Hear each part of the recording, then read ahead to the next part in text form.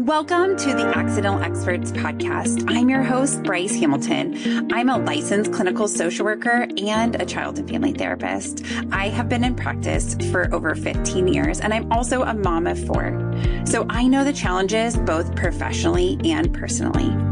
I'm so glad that you're here today to grow your parenting toolbox. Please come as you are and be ready to learn. My goal is to make you the accidental expert so that you can raise healthy humans. Hi guys, I'm so glad that you're back today. I have an awesome guest for you guys. You may know her from Instagram. She's the family behaviorist and her name is Mandy. She is a special education teacher and she has her BCBA, which is basically an expert in understanding behavior. And she is going to break down today for us like how to understand our kids' behaviors and what's behind them. Because I think that is such an important piece of parenting is it's hard. And if we don't understand our kids' behaviors, we're never going to line up and we're going to keep having them do behaviors we don't like. And we're going to keep redirecting them in ways that don't get us the outcomes that we want. So Mandy's going to break it down for us to help us understand their behavior and how to become better parents. With that, let's get to Mandy. Thank you so much for having me. Yes, absolutely. Okay, so let's jump in it and say parenting is exhausting. We both are parents. We get that part, but it's exhausting for everybody. What general advice do you have for parents? What do you think they need to know or would be helpful for them to know? Sure. So I think one of the biggest things is not knowing how to respond to a behavior. And so that causes us to respond differently each time, which is intermittent reinforcement, and then can cause things to get worse. So really working on a couple of like carrier phrases or canned responses so you know what to say in the moment to even like buy you time to figure it out. I think that's one of the biggest takeaways. The other thing is as parents, we usually respond to behavior, whether that be a timeout or taking them out of the situation or taking the toy away or whatever. And we forget about teaching them what to do instead, that replacement behavior. And so if you could focus on one thing over the other, the replacement behavior will give you a bigger bang for your buck as it generalizes across a variety of things. Yeah, that makes sense. So what are the functions of behavior? What are the like motivating pieces behind that? Let's break that down so that people can understand. Sure. So in behavior analysis, there are 4 functions of behavior: attention, escape, access, and automatic. So attention, your kid is doing homework and they scream and throw themselves on the floor. They want your attention. They want you to come over and help. Escape, it's time to unload the dishwasher and your kid hightails it to the bathroom. Access, you're in the grocery store and they really want that candy and they're getting louder and louder. And then automatic is like sensory seeking behavior. So I have a thumb sucker, so that behavior is automatic. But that being said, any example I just gave really depends on context. So for example, one of my daughters is a thumb sucker. One of them is not. So when the one who is not comes over to me and sticks her thumb in her mouth, that's probably attention seeking. So you really have to look at the context under which the behavior is occurring. Yeah. And I love this idea of access because I think sometimes I don't think about that piece as a parent. And it's like I have had situations that have been kind of rolling through my head around access of like, it could be like, you want to buy this thing, right? And we were at a fundraiser for one of my kids' schools the other day, and there was like an auction for a thing. And one of my kids was like, let's do it. Let's bid. And we were like, hold on, right? But it was like this fear that that thing was going to be gone because the auction was going to end. That's a great marketing ploy for us too, right? Like they use it against us too in life.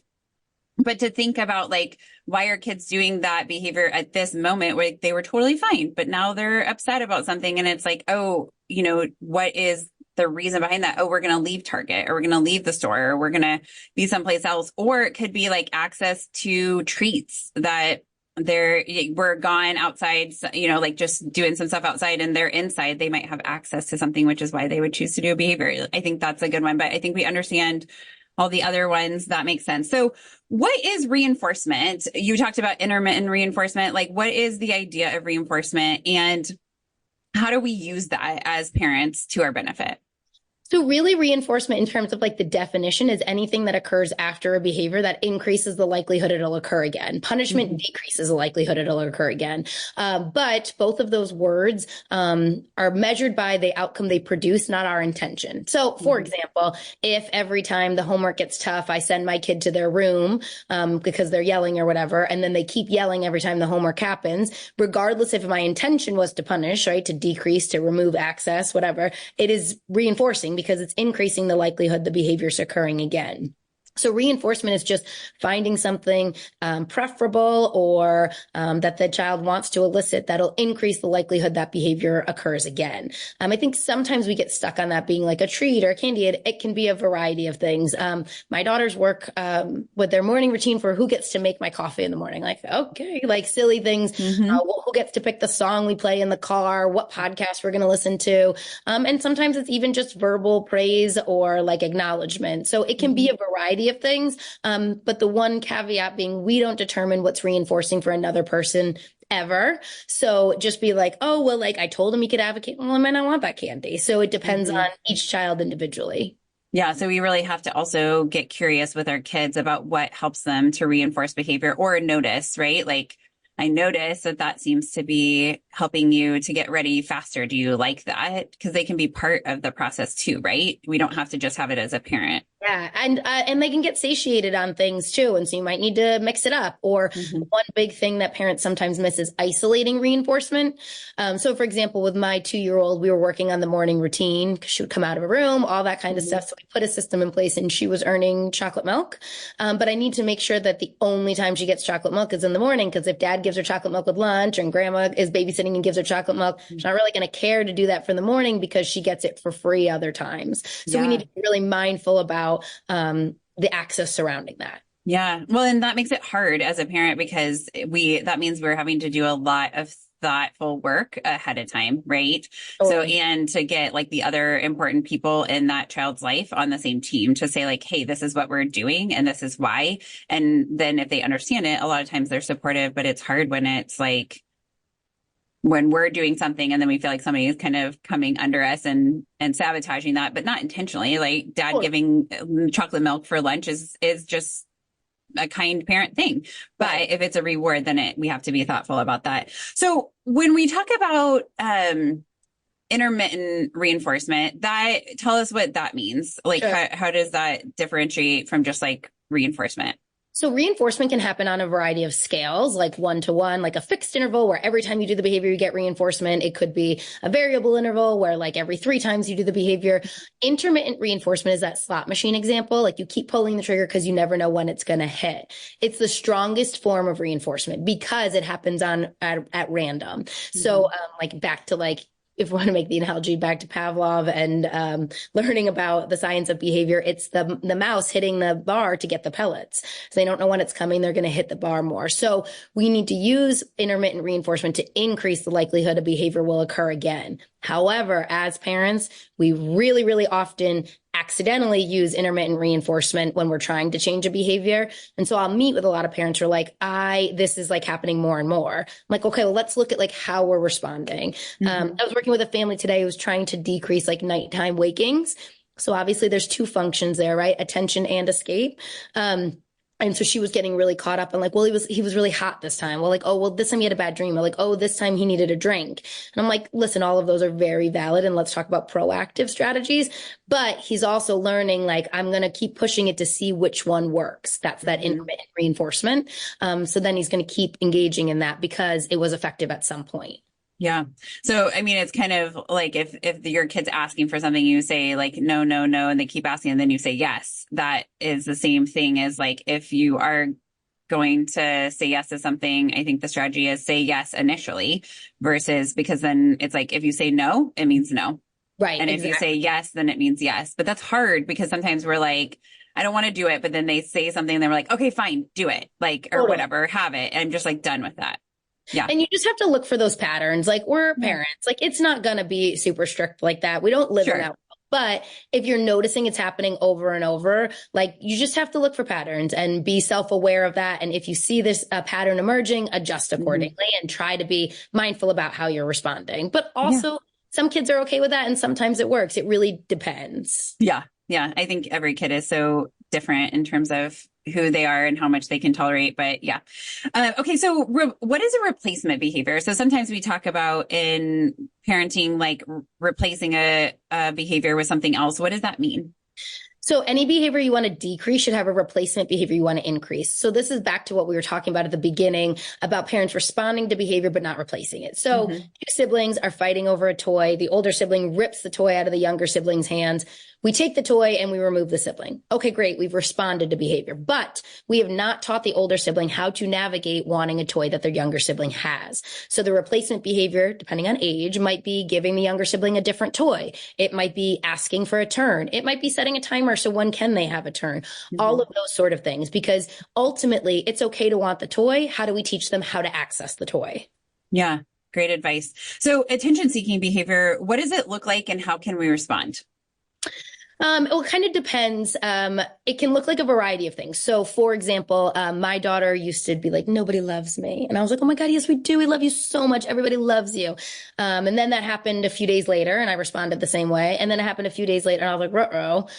This is increasing. So I have to change something here. So that behavior was attention seeking. So like we talked about with the replacement behavior, I outlined a replacement behavior. So instead of validating and saying, of course we love you, because I don't want to teach her that I speak negatively about myself and somebody gives me attention and tells me that's not true. I started saying to her, it seems like you're having some big feelings. I'll be happy to talk to you about it when you're ready. You can let me know you're ready. And so she started saying, I'm ready to talk about it. And we would talk through. A lot of it surrounded like sibling jealousy. And so we put that in place for about 2 weeks. And then she came upstairs after a shower one day and her sister and I were having a dance party. And she said, oh, Mom, I feel really jealous. And I was like, oh my God, that's so great. So it allowed us, the replacement behavior was sort of naming that feeling and talking about that feeling, which was so much more effective for her than the self-deprecating nobody loves me comment. So again, that replacement behavior and attention seeking, we want to teach them how to get our attention appropriately. Yes. So a kind of a theme here, but like often we will be like, I'm ignoring that. Okay, planned ignoring is appropriate, but we also want to teach them what to do instead, because just ignoring them is not solving the problem. It's avoiding the problem completely. Yeah. Well, and it's hard because sometimes we're not sure what to do. Totally. And so then we are like, I'm going to ignore this because I can't tolerate this behavior. And then we blow up as parents because it doesn't stop the behavior sometimes. I mean, sometimes it does, but then also it's not improving our connection with our kids, which I think is so key. And so I'm always like, let's get curious about this. So your daughter's saying she's feeling sad for herself. She's feeling left out or whatever. And it's like, oh, I'm curious about what that's about. Right. Then we actually figure out what the problem is so that we can actually come up with a solution. But it's hard to be curious sometimes because sometimes we just want it to go away. But then ignoring doesn't really work. Well, yes, that comes down to the function of our behavior, right? The function of our behavior is often to stop it. So, for example, my kids, I put them to bed and I still hear them talking like, I'm going to go up the stairs heavy footed. And the intention is their attention. I want them to know I'm coming. And the other part of it is escape. I want them to hear that and lay in bed and be quiet. So we need to be really mindful about our behavior. This happens a lot, whether, the kid's screaming about the lollipop and we give the lollipop. We want the behavior to stop. We want to escape it. So learning how to escape that appropriately while building our children's capacity is a really big, important part. Yeah, I agree. Okay, so let's move on to reward ideas. So do you think that kids need rewards? And if we reward them, will we always have to? So here's the short answer to that. If you're able to change behavior through other ways, amazing, do that. But I guess my response is people often say, like, what about intrinsic motivation? What do you do if intrinsic motivation doesn't exist? So we just keep digging our heels in, hoping it will come. My answer to that is to tie an outside reinforcer or outside reward to that behavior and then fade that reward. I think that's the part that people miss. So another example was back in March. I have 3 daughters, 7, 5, and 2, and our mornings were disastrous. My husband leaves really early. So it's just me and the girls. And I was totally a part of this, had gotten lazy and it just wasn't working well. So we went to the dollar store and I had them each pick out one thing under $1. And I was like, we're going to do a reset. If you are up and dressed by the time your light turns green, like you can earn one of the things that you picked out. Now, this is not forever. We did that for 1 week. They earned every day with the exception of my 2-year-old. She missed one day. And then the next week I was like, okay, if we can do 3 out of the 5 days, we earn this. And then now it's faded. So fading can be really natural and sometimes it has to be really intentional. But it's certainly not forever. And I don't think it needs to be forever. Yeah. Well, and we can go back to it. Like if they stop doing the behavior we like, we can also go back to the reward. And I think it's about your kid being motivated too, right? So like you need the right carrot per se, right? The right motivator to get them. But I think especially when we're looking at ADHD kids or any kid that is neurodiverse, like is really, really hard to be intrinsically motivated, to have that just like internal desire to do the thing. And so I think parents forget that that's the case. And as adults, we're motivated by a lot of things. Like we get paid when we go to work, right? We get a compliment on an outfit that we're wearing, or, like we have these different rewards built into our lives, and kids should have them too. And I think I'm a huge advocate for rewarding, but I think also we don't have to reward forever. And it's about like getting the behavior to be consistent and then kind of pulling it away, just like you suggested. I think that's fantastic. Yeah. And there's lots of ways to fade too. So my 2.5-year-old, we really worked on her in the fall, staying in her room until the light turned green. And then instead of like taking away the reward, I kept the reward and I increased the complexity. So then she had to stay in her room and take her pajamas off. Then she had to stay in her room and take her pajamas off and put her pants on. And now we're at the point where like, yep, you need to be fully dressed. And now we intermittently reward. So the expectation is that everyone gets fully dressed. And if they do, we earned chocolate milk or juice this morning. Yeah. But there are times it's like, oh, no, not this morning. And that's okay too. Yeah. Yeah. And I think kids are totally tolerable of that. Like we do not have to always have the reward. And as adults, we do a lot of things that don't get a reward right away too. And so it's teaching them those adult skills when we're young. And also I think breaking it down, what you said with the idea of like breaking it into pieces where they can manage. Like you don't want your 2-year-old to expect that they have to get themselves dressed all by themselves and whatever without coaching in that piece, right? So we're doing lots of modeling and building up to that. So I think that's important too.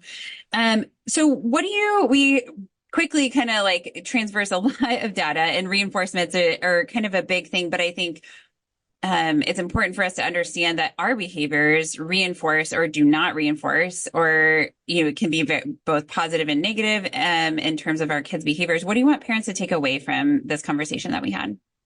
Yeah. So I think a big part is being self-aware and looking for those patterns. And I have to say in coaching, so many parents do come so self-aware. And so one of the things we'll talk about is like, okay, and then what happened? Okay. And then what happened? Okay. And then what happened? And sometimes the parents will be like, I raised my voice and listen, that happened. And that's okay. I'm not, we try very hard, obviously, but I am not on some like high horse here. Like, okay, it's okay that you lost it, but what are some things we can build in? So really looking at how we are responding to behavior, because ultimately behavior is reinforced by whatever happens. So whether that means we're ignoring it and they're escaping, or we're blowing up and they're doing that again. If a behavior is continuing to happen, really look at how you're responding and what you could be doing differently that might change that. And one of the big things is like having a very predictable response. The more predictable, attention-seeking behavior will decrease really significantly once we are predictable in our response. Yeah. Can you give me an example of what that would be in your life? Yeah. So there are a couple of phrases that I like keep in my back pocket. First, then. So if you find yourself getting frustrated, your kid's not putting their shoes on, first, then, or when you put your shoes on, then we can go to the park. First, put your shoes on, then we can go to the park. I'll know you're ready when. So if my kid is getting really escalated, seems like you're having a hard time, I'll know you're ready when you're sitting in the blue chair, when you're picking up the Magnetiles, whatever that would look like. Try to avoid the word calm, because that'll be like, I am calm. And then you're back into like, you're not calm. And then it's a debate again. And just, like really outlining the expected behavior. Like, I can tell you need X right now. I'll be able to help you when you do Y. And kind of taking yourself out of that battle, which is hard to do. I usually realize I'm in a power struggle about like the third or fourth exchange. And I'm like, but it's never too late to say, you know what? Seems like you're having a hard time. I'll be happy to help you when blank. And that can change a little bit, but just being super consistent with that can be really helpful. Yeah, that's great advice. Okay. So what do you think has been your biggest area of growth as a parent? I think that flexibility and learning that each of your kids sort of has a different need. I think the principles apply the same, but like, for example, my middle is very sensitive to tone. She'll be like, you're yelling at me. I'm like, I didn't yell, but like whether that's the way that you're delivering it, and her perception is her reality. So working on, how I can deliver the same message in a tone that she can hear, that sort of thing is really important. Yeah. This is all really fantastic advice. Thank you so much for coming with us today. We really enjoyed it. Thank you so much for your time. Yeah. I don't know about you guys, but that was fantastic information. I loved hearing Mandy's take on behaviors and how to help redirect them and how to use reinforcement and to be aware as parents of how we're doing things. If you guys want to know more about Mandy, she's going to offer us a special promo, and I'll have that in the show notes. And you can go to familybehaviorist.com to get more information. If you like what we're doing, please like and subscribe, rate us, follow us on Facebook and Instagram and YouTube, and also send us more episode suggestions. We are loving all the emails. Hit us up at accidentalexperts@gmail.com. Thank you so much for your time today. Have a fantastic day. Some words from our legal team.